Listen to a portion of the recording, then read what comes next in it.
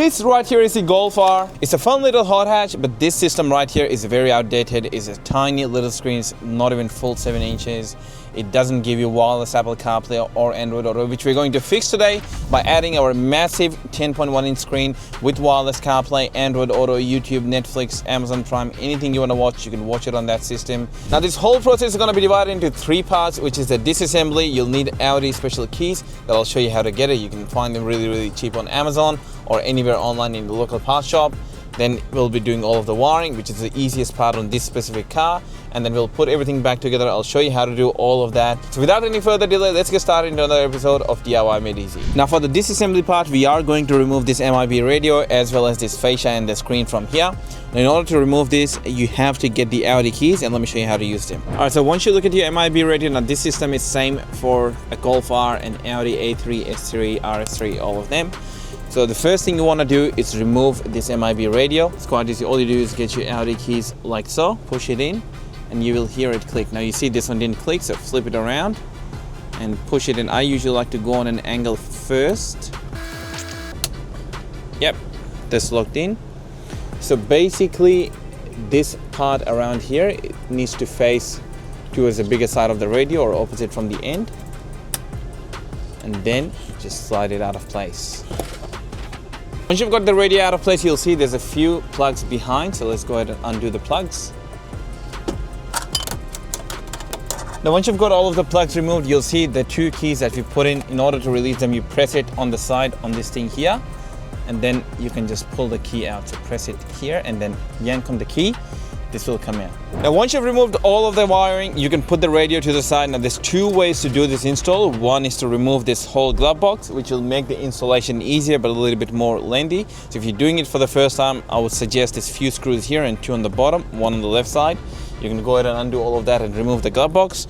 The other method is to just push the wire through here and grab it from the other side. That will save you a lot of time doing the installation.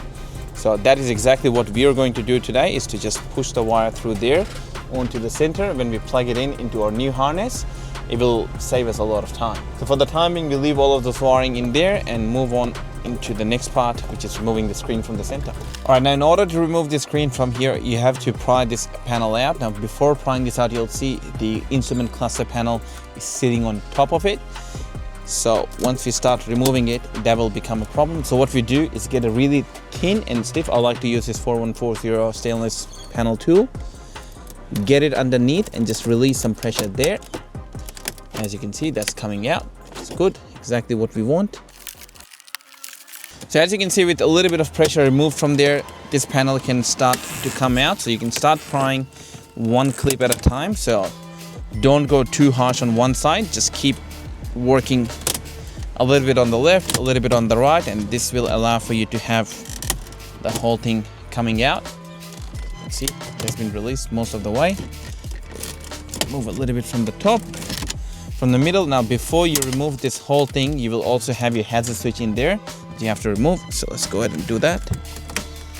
So hazard switch, you can push it to the front and unplug it. And from here, you can pull the rest of the fascia out. Now, keep it very safe. You don't want the AC vents to break.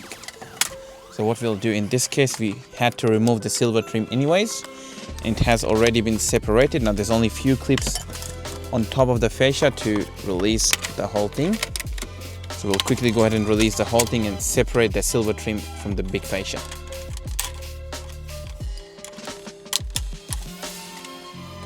This is gonna get into our new fascia, and so will the silver trim. So let's get both of them out.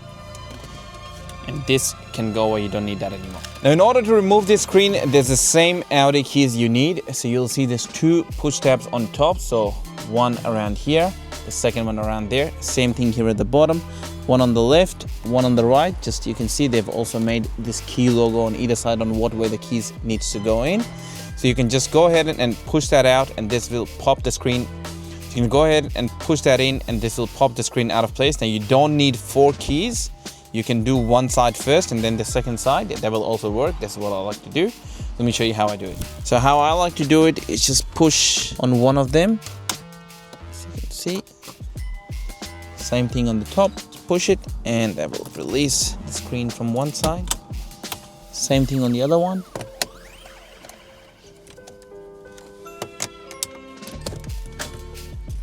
As you can see, even without locking it in, the whole thing comes out. Just go ahead and put this to the side. And behind here is two cables. One is to power up your screen, and the second one is your MIB display now. So now none of those two plugs are needed anymore, and we can go ahead and put the screen to the side. And here's everything which we're going to install in terms of the installation. This is our actual new head unit, the 10.5-inch screen. Now you can see at the bottom part, it's got the clips that needs to go behind the climate panel. So what we'll do when we go back to the installation part, we'll pop the climate panel out when putting the screen in. That will allow for a nice and flush fitment. Now for the second part, you can see the main power harness, which is looking a little bit messy at the moment. This connects to the main chunky connector that we removed from behind the radio here. That will go in here and can go to the head unit. These are the two new USB. They can do charging, they can transfer data. This is your RCA output to do an aftermarket sound system if you wanted to. You can also add in an external mic. And this system comes in with a built-in mic, so you don't really need an external mic, but if you do want to add another one, you can do it through there.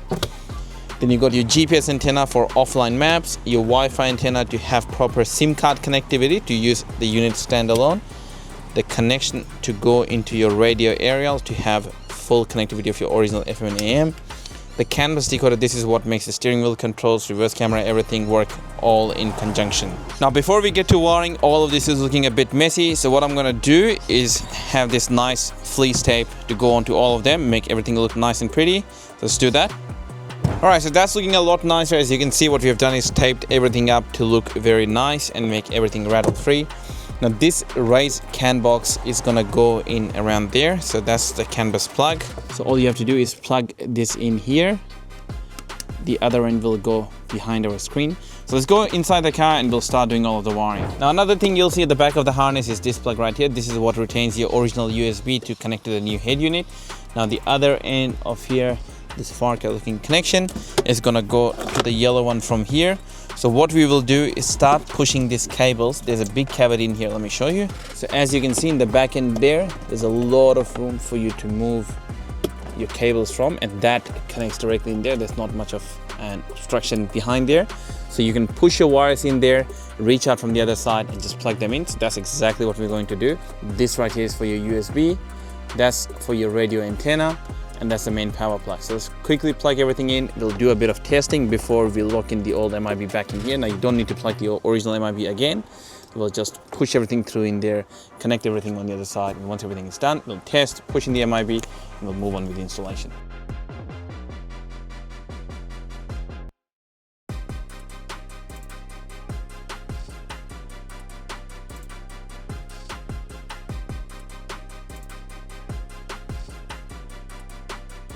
Alright, once you got all of your wires through there, next part what you have to do is just tape up whatever is the excess, and we can push it up here, and we can push the MIB radio back in. And now you can go ahead and test everything up before you do this. That way you don't have to take the MIB out again. Now since I've done this many times, I know that it's gonna work, so I'm not too worried. Alright, next part is running our antennas. Now we have got a nice big piece of plastic here, so we can just use that and run our cables into that. Let's just tape up all of this excess that we're not going to need, and mount our GPS as well as your Wi-Fi antenna on flat piece of plastic. Now as long as they're mounted on flat piece of plastic, they do work quite well. In the olden days you would have to go in through up into the dash and whatnot. You don't need to worry about any of that now. Do the same thing on the other one, so get a bit of room, tape up the excess, plug our raised box back in. Now this right here is the original USB retention, and this one is your new USB. Now you can see the plugs are just ever so slightly different. That's a 6-pin plug, that's a 4-pin plug. They all have only 4 wires, but it's just so you don't get them mixed up. So what we'll do is we'll run in the factory one, and this is our SIM card tray. Now you can mount it anywhere that you like. I'm going to leave it at the back side because the screen is quite easy to get out, and with that we can start building up the frame for the new screen. Now before we do that, as you guys remember, I told you the new one is going to go behind the climate panel here, so let's go ahead and pop this out just on top. That should be enough for us to be able to fit it back in. And these are the two bits which you're going to fix back onto the new fascia. So let's go ahead and do that. All right, so what I'm going to do at this stage is go ahead and flip the screen upside down and put it on a soft piece of plastic so you don't scratch the piano black, just like so. Then first goes in our frame. Now this can only go in one way, so not to worry to get it wrong. And then goes your AC vents, also same like your silver trim, it can only go in one way. Now just match up the clips on top and the bottom, and this should slide it into place quite nice. Now that is looking nice, and once we plug in our hazard, this will complete the panel. Let's go ahead and start mounting the whole thing in. Look behind the head unit, everything can only go in one way, so as long as you don't force anything in, everything just plugs straight into the spot.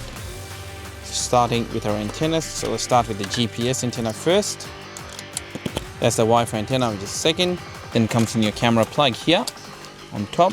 The camera plug is your 10-pin plug. The radio aerial, plug that in. Then your USB, the 8-pin, pull it closer, plug it in. Your SIM card tray and the RCA out. Then comes in your canvas, which is the two wires on a 8-pin right here, and then the main power wire. Let's plug that one in. That is all of the wiring done. We can push the rest of the wires at the back. There's plenty of room, and because we've taped everything up, nothing is going to rattle. Just push everything in place and start mounting the screen. Now, one thing we want to make sure is to have the hazard plug coming out of the cavity that we have left. It's working, it's all good. Now we just have to slide it in the slot. All right, that's looking a million times better already. Let's start the car up and test everything. Once everything is tested and we know that everything is working, then we can go ahead and push our MIV radio back into slot. As you can see, canvas is working because you can see the entire climate control coming up on the screen. Now you can disable it. I personally don't like it. So we'll start the setup in a second. We'll just test for sound and the radio working. If they're both working, then we can go ahead and push the radio back in place, and then I'll show you how to do the whole setup. So you can see the radio is working as well as the sound is working. Now let's not get a copyright. Mute that one on. All right, so what I'm gonna do at this stage is go ahead and push the radio back in slot because we know everything else is working. Just line up the orientation, slot it back in, and just push it back into spot, and it will just lock into its original place. All done. We can leave that one in there, don't need to worry about anything. What I'm going to do is clean up everything that we took out from the installation, pack it up, put it in a box, leave it at the back, and then we'll move on to the setup. Alright, so let's start setting up the system. First thing, we want to make sure that the volume controls and everything is working, which it is. That is very good. And the first thing I like to do is change this bottom row right here. If you press and hold on to the app, change it to Bluetooth. This is to pair up a new phone. Press and hold on again. Then select radio. And the third one, I like to set it to the Z-Link. This is our Apple CarPlay or Android Auto. And select that. The last one I like to do is the DSP, which is going to let you allow to have better sound coming through the speakers from the actual digital sound processor that's in the car. Now you go onto the Z-Link, click on the settings right here, automatic connection, you have to turn it on using this background connection here. FPS engine, you can turn that on. And in terms of the default connection type, we'll leave it to link mode. That will allow for it to go into Apple CarPlay or Android Auto straight away every time. The second part I like to do is to set up a date and time. So you just click on the setting here, scroll across, click more, scroll to the bottom, click date and time, select region. Now we're going to change the region to wherever you are. So in this case, we're going to go Australia, Sydney. That's our time zone. That's the correct time now. Now from here on, the next part is setting up the device name. You click on the call, remove the test device, change the device name. All right, so what you can do right here, as you can see, I've gone ahead and connected it to my Wi-Fi hotspot, and then we can go here onto the apps. Let's turn the music down so we don't get copyright. You can go into App Store or Play Store. Now I've downloaded some logo on here. If you guys want to know how to put the logo onto the actual system, just leave a comment down below and I'll be able to help you. Now in terms of just playing anything, let's go some wrestling, entertainment, just make sure that there's video and everything playing. As you can see, the whole thing is working, which is quite nice. All right, so we can get out of here. Now, the last thing we want to do is set up our Apple CarPlay or Android Auto. Now, what I'll do, I'll show you how to do it. So on your phone, once you're in the Bluetooth, if you go at the bottom, where If you click the search here, it shows my phone, press and hold on to it, click OK. Pair, don't need to allow because we're going to use CarPlay anyways. Once that comes up, click connect and continue. Now that's giving us Apple CarPlay, Android Auto, and then you can go out, go to apps, play YouTube, Netflix, everything through here. You can download more apps just going into Play Store. It's really, really nice, super fast, super quick and responsive. And the last part is setting up your reverse camera. So click on the home here, go into settings there. In the reverse section here, swipe down, turn this volume to like 70%. This is how much volume of the original volume will be when you're in reverse. If it's on 70 or 80%, this is how much the volume will be playing when you're in reverse. Select camera source and NTSC. Let's go reverse.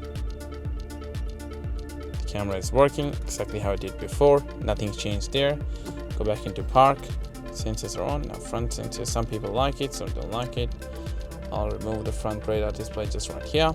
So it only comes on when you're in reverse, not when you're just driving or approaching anything. You see when in reverse, the parking sensor, everything is there. Really amazing. Everything's there, everything's working. You call Spotify, everything, and you can see super fast and smooth system. Amazing, amazing. Now, if you guys want to buy this exact kit for your Golf with MIB 1, 1.5, MIB 2, just click the link in the description below and we'll be able to help you. It will redirect you to the exact product link and you can follow the exact installation process and you'll be able to have this big and massive screen in your Golf R. Really amazing. That's going to be it for us in this video. We'll see you guys in the next time around for another episode of DIY Made Easy. If you guys got any question, leave them in the comment down below and we'll be able to help you. Peace.